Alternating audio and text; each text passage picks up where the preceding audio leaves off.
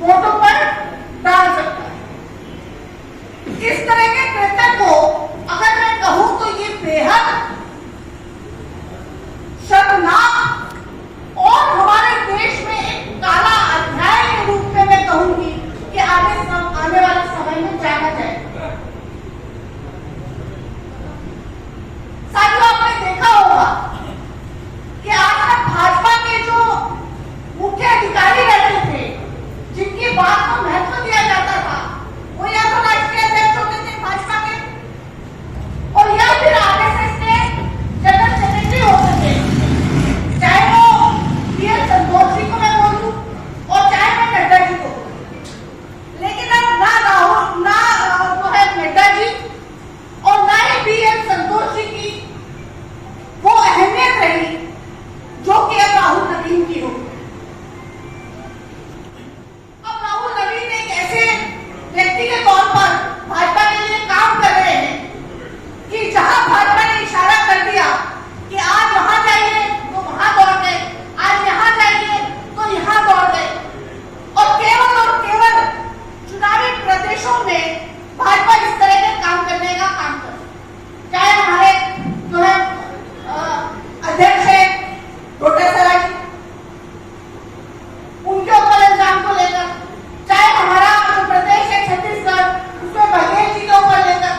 और सबसे महत्वपूर्ण बात आपको बताने के लिए यह है कि जहां भी इल्जाम लगाने का, आरोप लगाने का काम इतनी तत्परता से करती है, वहां पर जांच के मामले में वो थाने के दरोगा से भी पीछे,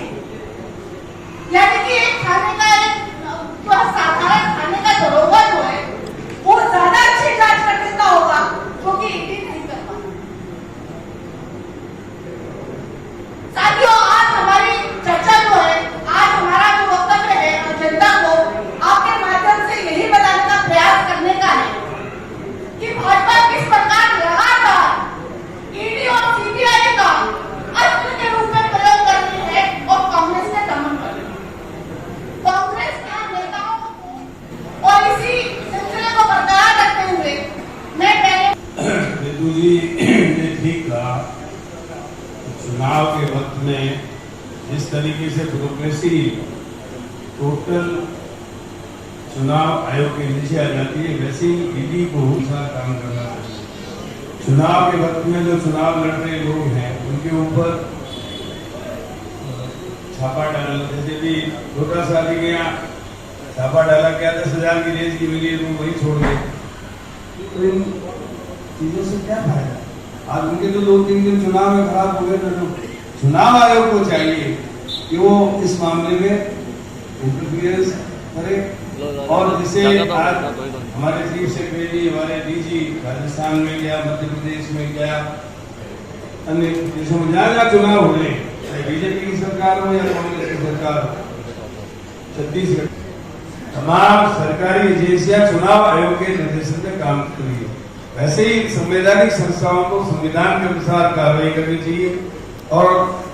चुनाव आयोग को ये चाहिए कि कम से कम इन दिनों में चुनाव लड़ने वालों को जो है जानबूझकर हरेसमेंट नहीं करें। जहां तक राजस्थान का सवाल है, राजस्थान में प्राय जहां छापे मारे गए हैं, उन छापों में कोई विशेष चीजें नहीं मिली है पॉलिटिशियंस के पास, इसलिए इन्हें बड़ी जिम्मेदारी से काम करता था। पहले आजादी से लेकर अब तक कांग्रेस ने ऐसे काम नहीं किए। कांग्रेस ने कभी भी संवैधानिक संस्थाओं का दुरुपयोग नहीं किया, कांग्रेस ने कभी भी इनको अपना टूल नहीं बनाया। लेकिन आजकल हम देख रहे हैं कि जैसे भारतीय जनता पार्टी का कोई नेता ईडी के घेरे में नहीं आता, इसके बारे में विचार करना चाहिए। और इन दिनों में यदि कोई भी चीज की जाती है तो उसमें चुनाव आयोग का मार्गदर्शन लेकर ही काम करना चाहिए, नहीं तो इसमें निष्पक्ष चुनाव की गुंजाइश कम रहेगी।